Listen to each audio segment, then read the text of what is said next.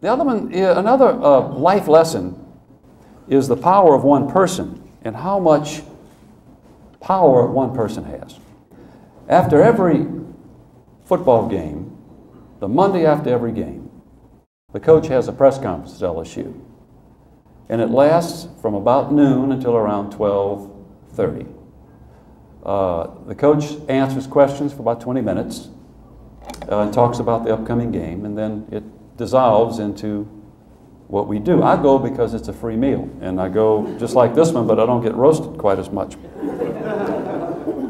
So Nick would come, he'd come around noon and leave around 12, 29, 30, always precise. Les will come around 12:15 and stay until 2 if you let him, because he'll kick back and talk the whole time. He loves the interchange with the reporters. After one of the press conferences that Saban had several years ago, Skip Bertman, who was the athletic director, and many of you know Skip, and he's been in and out of town to speak many times. He's won 5 baseball championships. And he was athletic director. He came up to me after the press conference, and he says, "Now you got to understand how Skip talks. Skip talks like he's coaching third base, and he also moves like he's coaching third base. So he just doesn't talk. He waddles over because he's got 2 artificial hips." And he says, voice. He doesn't know my name yet. He calls me Voice. He says, I got an email. I got one email. He says, the guys are not taking off their hats for the playing of the national anthem. He says, tell them to take off their hats before the band plays the national anthem. So I said, Skip, look, I'd love to tell them, but I'm not the band announcer. I'm the PA announcer, and the band guy comes in, and he does the announcing, and then he gets up, and I do the game. I said, now, you have to understand, the band is governed by just one thing: tradition. Tradition, tradition, tradition. The band hasn't changed anything since General Sherman was president of LSU, before he flipped and went to the other side in 1860. They are tradition. And I'm not sure they're going to enjoy listening to this, but I'll tell Patrick, who is the announcer, what you want. He looks at me incredulously and says, voice.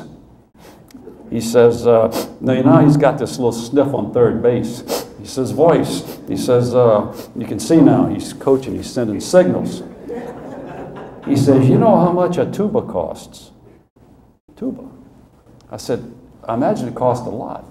He says, the band, you see, every time the band, wants a tuba, they call me. I buy them tubas. Athletic department buys tubas. Last week I bought 7 tubas. He says, voice. And he's got the other sleeve rolled up. And he's doing what coaches do on third base, scratching everywhere. Voice. He says, you know how much a hotel room costs for the Sugar Bowl? I said, no, they price them. He says, yeah. He says, see the band, the band, they don't want to stay 4 days. Huh? No, they want to stay 7 days. See, I buy them 7 days instead of 4. He says, now, they don't want 4 to a room. No, too crowded. Too many tubas. They want 2 to a room. So I buy them twice as many rooms for 7 days.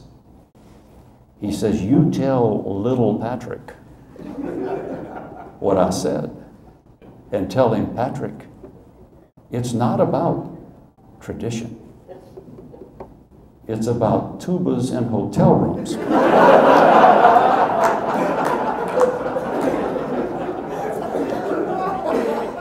So I called Patrick.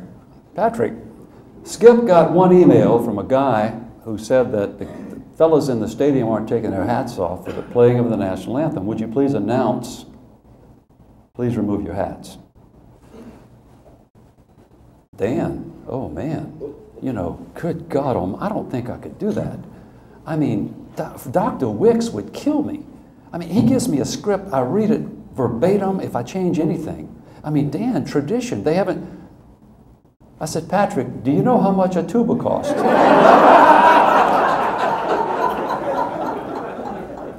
And I explained it to Patrick. And now, before every athletic event at LSU, please remove your hats. Okay? I ran into Skip in the press box before the Auburn game. He says, Voice, guess what? Listening to the World Series. They're in Texas Stadium. The guy says, ladies and gentlemen, please rise and remove your hats. He says, I think we started something, Voice.